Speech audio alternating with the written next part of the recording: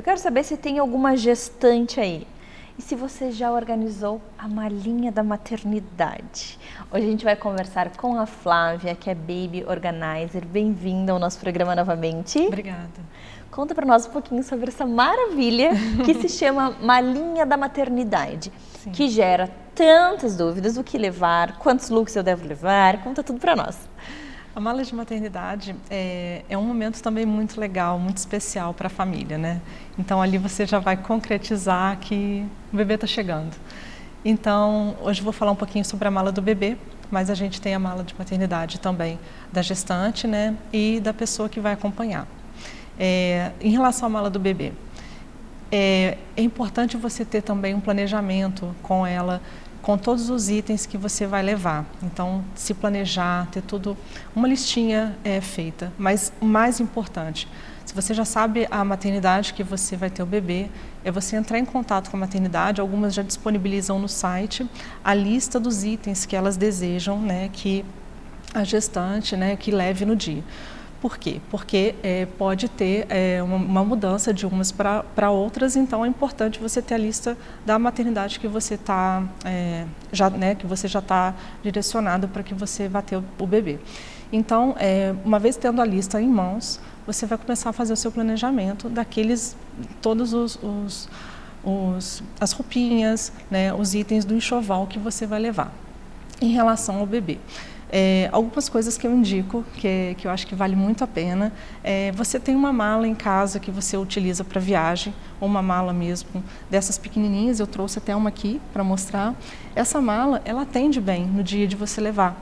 Às vezes você não quer investir, né, se você não está podendo investir, uma malinha de maternidade com uma mala dessas de rodinha, ou qualquer outra mala que você tenha, ela vai te atender, né? Devidamente higienizada, tudo limpinho.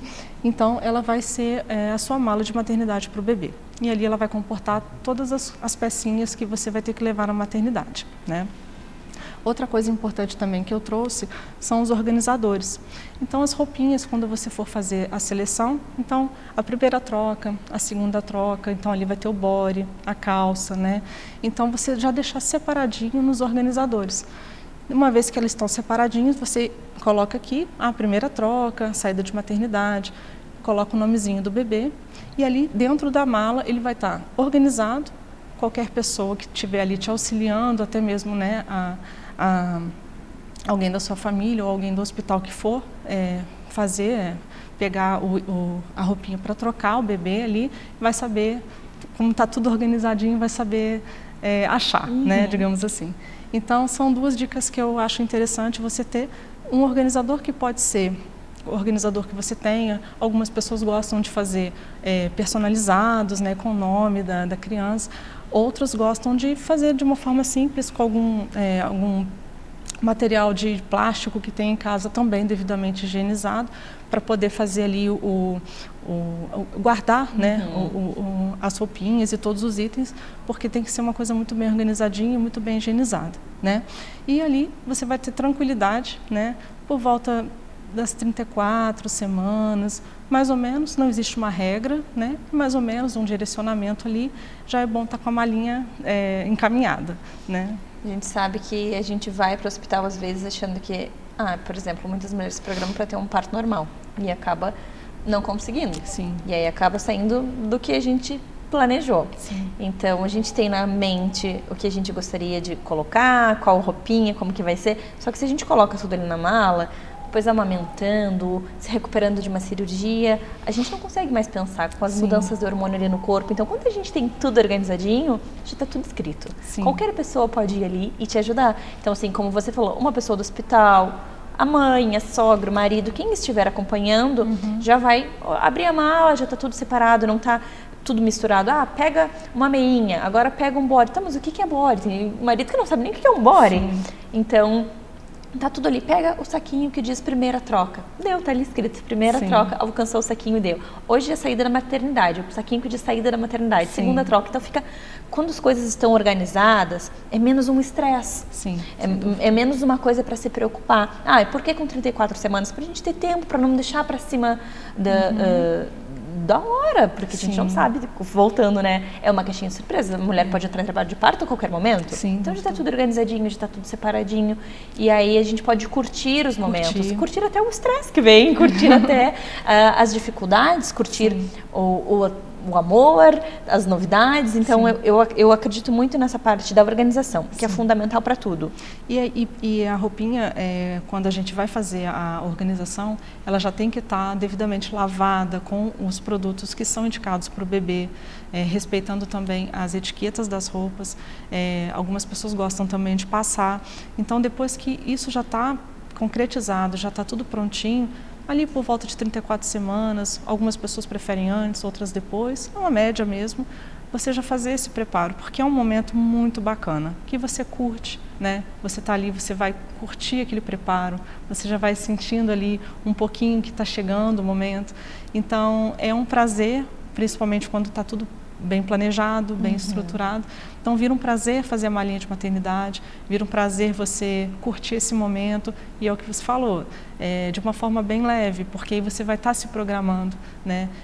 Quando você estiver na maternidade, você está com tudo ali à mão, isso vai te trazer tranquilidade e também para quem está te acompanhando, né? E aí você só curte o momento, deixa tudo organizadinho que você vai ficar muito mais leve. É menos um estresse. Menos um estresse. Porque a gente sabe que estresse virão. Mas quando a gente pode organizar e prever algumas situações, muito melhor, né, Flávia? Sem dúvida. Tudo que a gente puder prever em relação a planejamento, em cronograma, em organização na maternidade é bem-vindo, né? Então, nessa espera tão linda, né, tão bacana na vida daquela família, tudo que você puder programar, se organizar, você vai ter um ganho de tempo, você vai ter tranquilidade, economia financeira, né, é uma questão, e também é um momento de curtir. Então, deixa tudo que você puder facilitar para você, para a sua rotina, e principalmente para aquele momento ali, para ser muito mais prazeroso e tranquilo para a família inteira. Verdade. Né? Adorei. Obrigada por dividir essas dicas conosco. Eu que agradeço. E eu espero que você tenha gostado. Até a próxima. Obrigada.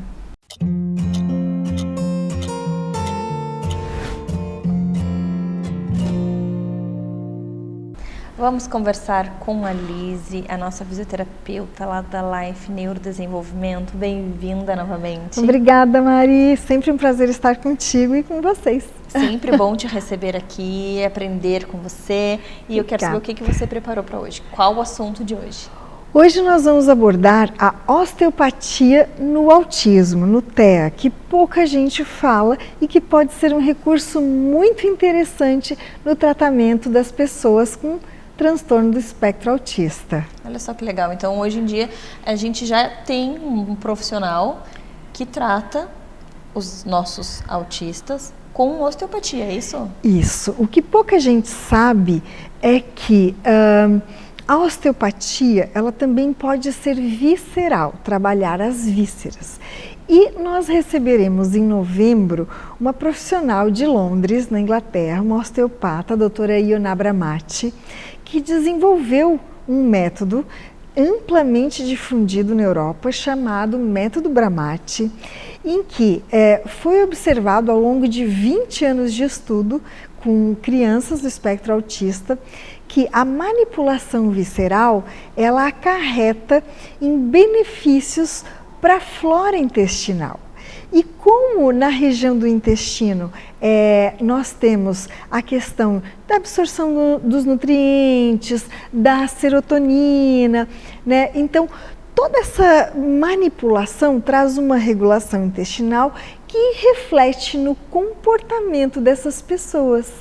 Então, essa profissional, essa osteopata, virá ao Brasil em novembro para difundir o método dela e escolheu a Life para estar realizando esse curso muito interessante. Então, temos aí mais uma perspectiva de tratamento, porque esse foi o assunto do doutorado dela e do pós-doutorado, do PhD que ela fez, em que ela comprovou uma mudança comportamental por meio da osteopatia visceral com esse método que ela criou. Nossa, que sensacional. Muito interessante. E ela escolheu o lugar ideal, perfeito, para dividir esse conhecimento. Lizzy, como é que vai ser esse curso?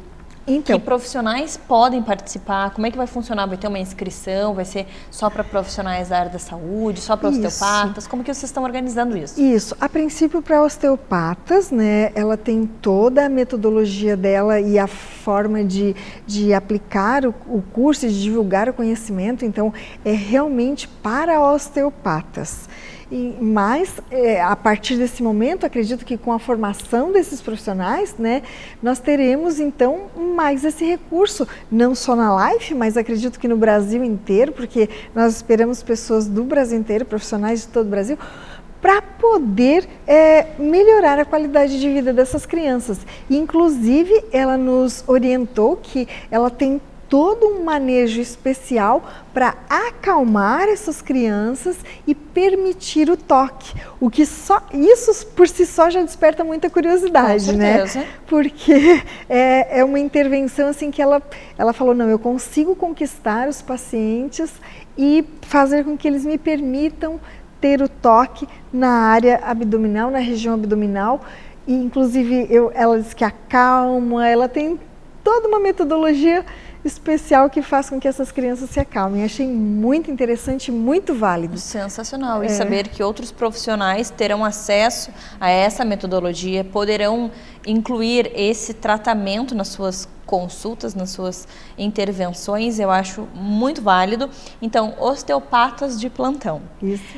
Como que faremos para que esses osteopatas que estão nos acompanhando, que querem aprender essas técnicas, possam se inscrever e participar desse curso incrível? Pelo Instagram da doutora Ioná Bramati, que é @Ioná Bramati, com I mesmo. Lá ela tem o link de inscrição no perfil dela e é participar, garantir a vaga, porque serão somente 22 vagas. Então, dias 4 e 5 de novembro. Já é bom se preparar, pessoal.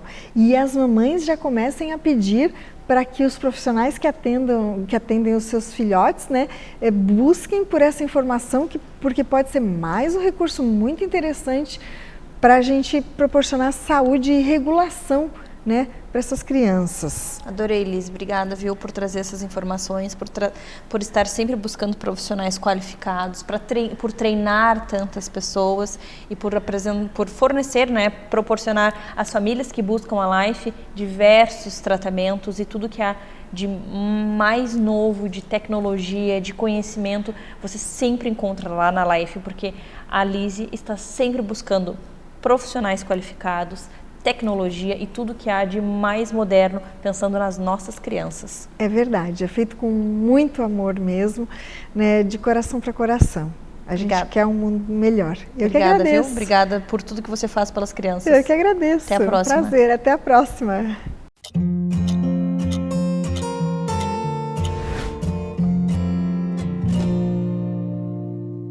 Vamos falar agora sobre um assunto que todas as mulheres têm dúvida, vivenciam e precisam ter conhecimento: corrimento vaginal. Vamos conversar com a Dani, nossa ginecologista. Bem-vinda novamente ao programa. Obrigada, Mari. Prazer estar aqui. Dani, o que precisamos compreender sobre corrimento vaginal? Bom, tem uma coisa que é bem básica, né? A gente tem que entender que a nossa vagina, ela não é seca. Então, algum corrimento vai existir. Inclusive, algum corrimento, alguma secreção, ela é natural e a gente fala que ela é fisiológica. Isso faz parte da nossa saúde vaginal. Mas, de uma forma geral, o que seria um corrimento normal, um corrimento natural ou fisiológico? É um corrimento que geralmente não vem associado a outro sintoma. Por exemplo, não vem associado a uma coceira, não vem associado a um cheiro diferente, um cheiro forte, um cheiro ruim, e não vem associado a uma cor diferente. O que é uma cor diferente?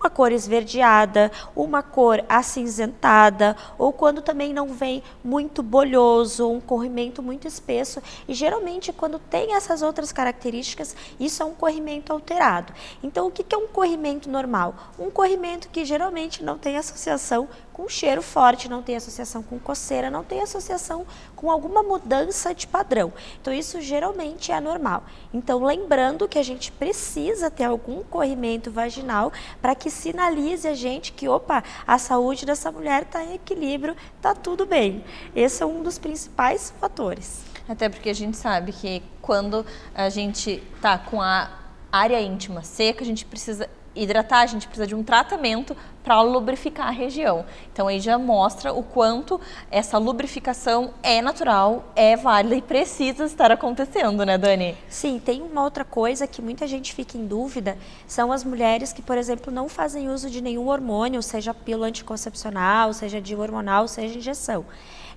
Cada fase do nosso ciclo menstrual a gente vai ter um corrimento diferente. E é aí onde muitas mulheres ficam confusas, porque como cada fase muda, a pessoa pensa, opa, mudou o meu padrão aqui desse corrimento, tem alguma coisa errada acontecendo. E não necessariamente. Então, geralmente, o que seria mais ou menos um padrão que também é considerado fisiológico, normal, natural? Então, vamos supor assim, essa semana eu menstruei, né? Tem o sangramento menstrual, passou essa menstruação, a gente fica mais ou menos uns 4, 5 dias sem corrimento nenhum, e aí a gente começa a entrar no período fértil, né? Então, o período fértil normalmente é um corrimento que o pessoal costuma falar que ele faz um gruda-gruda, né? Que é corrimento um pouquinho mais espesso de período fértil, e ele pode ser bem transparente até amareladão, e isso é considerado normal. Algumas mulheres fazem algum sangramento de período fértil, que aí esse corrimento às vezes não vem como sangramento, mas ele vem como se fossem umas raias, que a gente fala, umas raias de sangue. E isso também é considerado normal. Então isso é corrimento de ovulação. Às vezes ele é pouquinha quantidade, às vezes ele é grande quantidade, tem períodos, tem fases da vida que vai passar o papel higiênico, ele pode vir e isso é considerado normal. Então, como tem muita mulher que não tem o hábito de se observar ou não recebeu essa informação tão claramente, ela fica na dúvida. Tá? Aí depois desse período fértil a gente fica mais alguns dias com um pouquinho de corrimento e pré-menstrual, mais ou menos uma semana antes da menstruação, a gente pode ter um corrimento mais esbranquiçadinho, que dependendo da cor da calcinha, por exemplo, ele pode dar uma esfareladinha ali, ele pode aparecer na calcinha, porque ele fica bem esbranquiçado. Como ele é mais esbranquiçado, tem mulher que confunde esse corrimento com uma candidíase, por exemplo, ou confunde esse corrimento que tem algum problema porque está sujando a calcinha. Então, não, isso é considerado normal. Então, de novo, se não está associado com outro sintoma, corrimento normal do nosso ciclo menstrual. Entendi, perfeito. Sinais de alerta para o corrimento. Quando me preocupar? Quando tem um cheiro muito forte, que tu vê que isso não é um corrimento teu habitual, um cheiro habitual teu. Quando tem coceira junto, quando tem uma ardência, quando começa a ter dor pélvica, né? Então isso aí tudo é sinal de que tem que procurar uma avaliação médica, né? Tem que ser avaliada em consultório, tem que passar pelo exame físico, esse corrimento e o quadro geral dessa mulher tem que ser avaliado. Entendi. Obrigada por dividir conosco essas informações. Eu espero que você tenha entendido um pouco mais sobre corrimento. Agora a gente já sabe quais são os sinais de alerta, o que é normal, o que esperar. Mas se ainda tem alguma dúvida, se você quer entender um pouco mais, manda mensagem para o Minuto Mamãe e Bebê, que eu te encaminho a Dani e ela vai te ajudar a entender tudo sobre o seu corpo, eu tenho certeza. Querida, obrigada e até a próxima. Obrigada, até a próxima.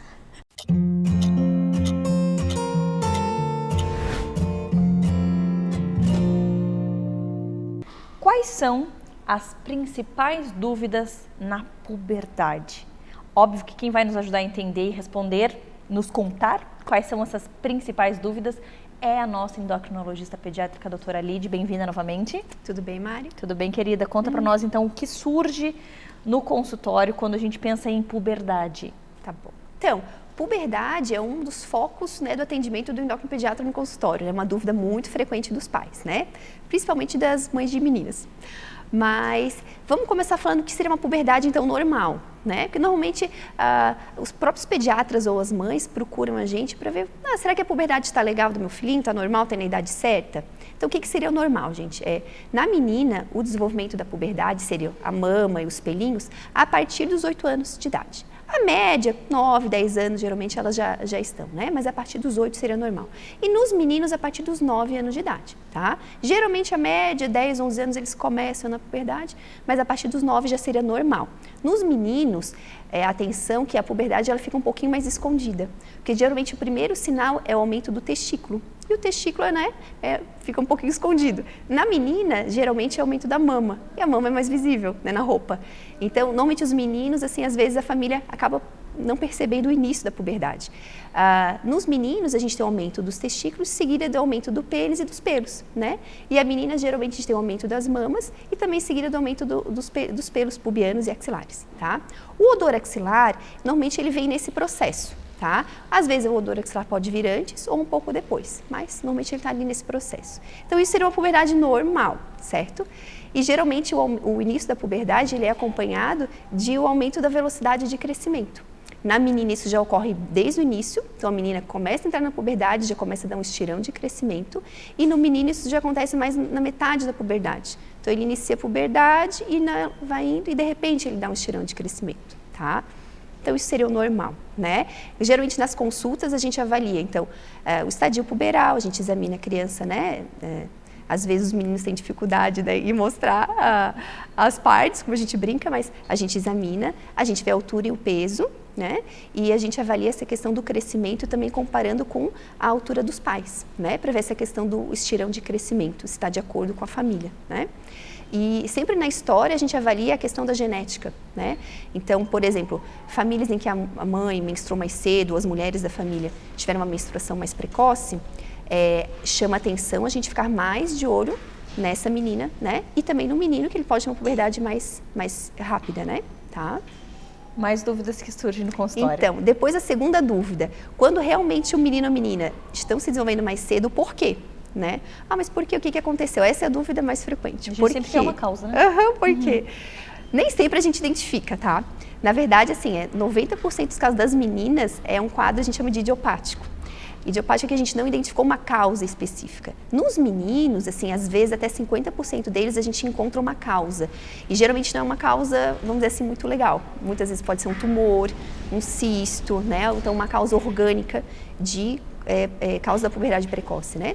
Mas nessa questão idiopática, a gente identifica fatores, né? Então, assim, a genética é muito importante. Normalmente, se a gente fosse estudar, existem várias mutações que tem em famílias que têm puberdade precoce mais frequentemente. Então, por isso que a gente conta, a gente não tem como dosar essas mutações em todo mundo, mas a gente conta o histórico familiar, né? Então, mãe, pai que tiveram uma puberdade mais rápida, a gente tem esse risco, né? A gente vai ficar mais de olho. Segundo fator, a gente tem as exposições também ambientais, né? Hoje em dia isso é mais comum. Então, a gente tem os disruptores endócrinos, né? São substâncias artificiais que a gente tem na nossa sociedade moderna, que estimulam também uma puberdade. Cada vez tem sido mais estudado, né? E a gente teve, agora na pandemia, um aumento da obesidade infantil, tá? A gente teve um aumento, assim, do estresse das crianças e um aumento da exposição a telas. Então, isso também é bastante estudado como fator ambiental, né? A obesidade, que a gente tem aumento de alguns hormônios que vão interferir na maturação precoce. O excesso de telas, ela interfere na melatonina. Melatonina é um hormônio que tem a ver com o ciclo de dia e noite, né, do sol e da luz. E ele também interfere quando está um pouco baixo numa maturação mais precoce, tá? Então, essa questão da luz, da exposição a telas, tem uma interferência. E o estresse também, né? Parece que o estresse agudo, o estresse prolongado, que teve um aumento na pandemia, também pode estimular uma maturação mais precoce, tá? Então, são fatores, assim, estudados, né? A genética é o mais importante, mas esses outros, eles estão envolvidos, assim, tá? Nossa, Lid, quanta informação e dúvidas que realmente fazem a diferença. Os pais perguntam porque realmente gera essa dúvida e os pais querem esse conhecimento, então foi muito bom conhecer as principais dúvidas que chegam no consultório relacionados à adolescência, puberdade. Adorei. Obrigada por dividir conosco essas informações e até a próxima. Até a próxima. E, gente, então, se tiver algum sinalzinho assim fora da idade, procurem logo o endocrinopediatra. Não fiquem em casa esperando, porque quanto mais cedo a gente tratar, melhor, né? Sensacional.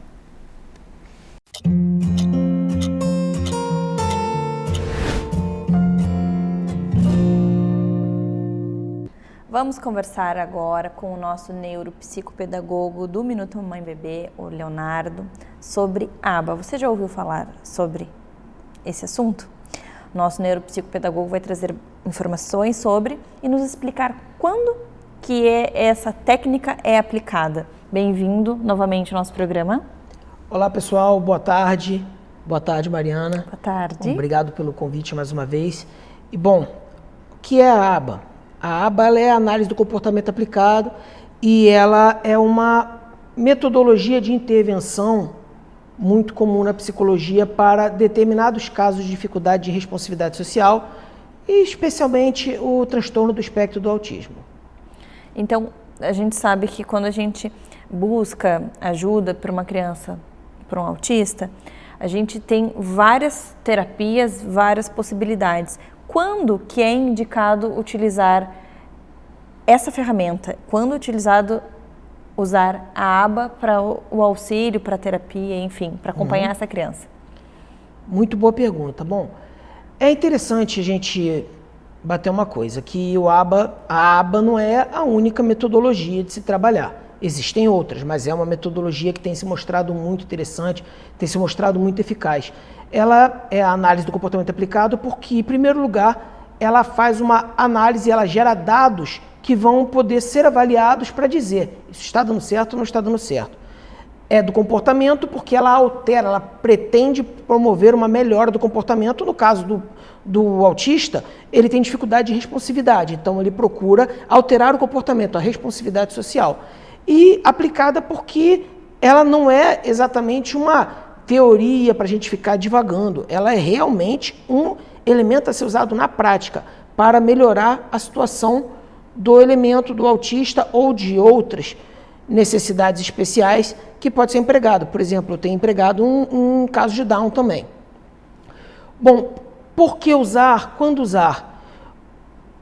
Pessoas que têm dificuldade com responsividade social, é interessante utilizar porque são utilizados técnicas que são oriundas da parte da psicologia comportamental e da psicologia da terapia cognitivo-comportamental, em que se trabalha elementos de reforço.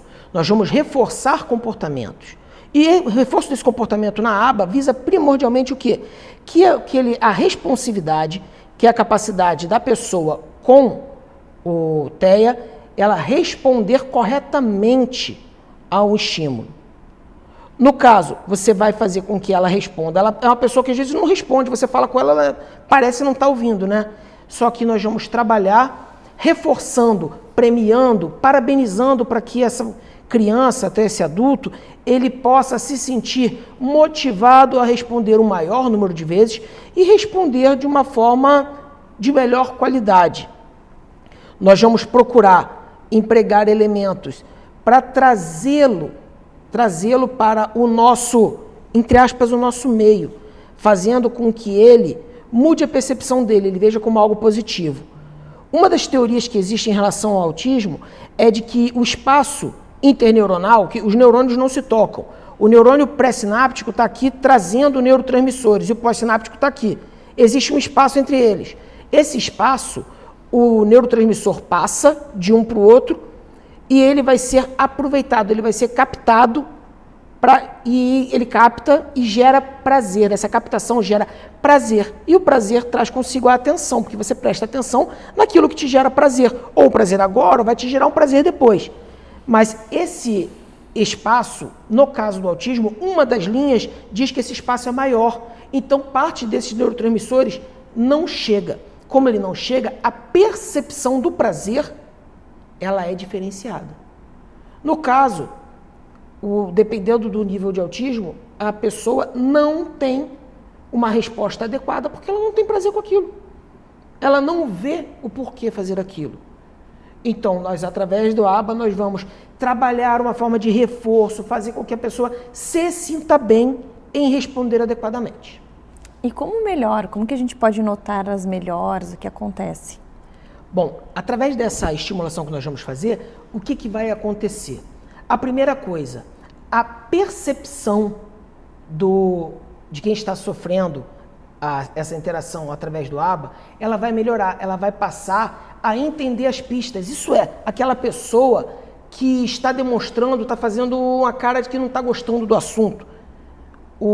a pessoa que tem dificuldade com a responsividade, ela não nota muitas vezes. Ela vai passar a perceber isso, é o primeiro passo.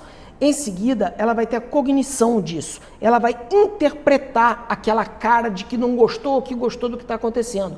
Baseado nisso, vai acontecer a comunicação correta. Aquela melhora que eu falei da qualidade, a quantidade de resposta, aí ela vai entrar em prática, ela vai acontecer.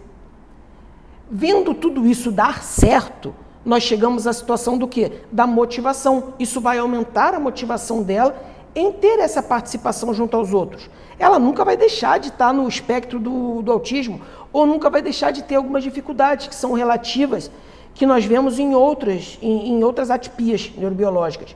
Mas vai haver uma melhora. E, por fim, isso vai aumentar a interação social, vai fazer com que ela consiga se colocar no lugar do outro, ela consiga se perceber como parte do ambiente e, dessa forma, ela aumente a participação dela, ela consiga responder os estímulos das outras pessoas. Para uma pessoa que às vezes a gente começa, ela tem um nível de resposta muito, muito, muito baixo, a resposta dela é praticamente somente para atender necessidades, às vezes fisiológicas, o básico, quero comer, quero ir no banheiro, de repente ela começa a responder, às vezes não é nem a resposta verbal, muitas vezes a gente consegue chegar no verbal, dependendo do nível do autismo não, mas ela consegue comunicar, ela passa a aumentar a capacidade dela comunicar. Para quem convive, para quem vive de fora, acha assim, puxa, mas é tão pouco, não. Para quem convive, vê aquela criança que não tem resposta nenhuma, de repente ela ser capaz de responder aquilo que você pergunta, de repente ela ser capaz de pedir coisas que ela nunca pediu, isso não é um ganho, isso é uma mudança de vida, isso é uma vitória muito grande.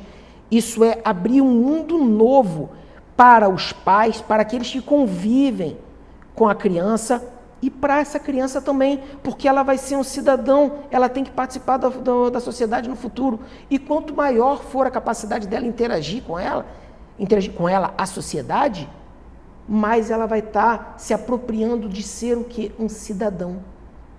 Vai passar a ser produtivo e fazer uso dos seus direitos. Isso é muito importante. Por isso eu considero a aba uma evolução absurda na forma como pode ser trabalhado um elemento com dificuldade de responsividade. Adorei. Obrigada pelas informações e até a próxima. Beleza, obrigado, Mariana. Até mais, pessoal.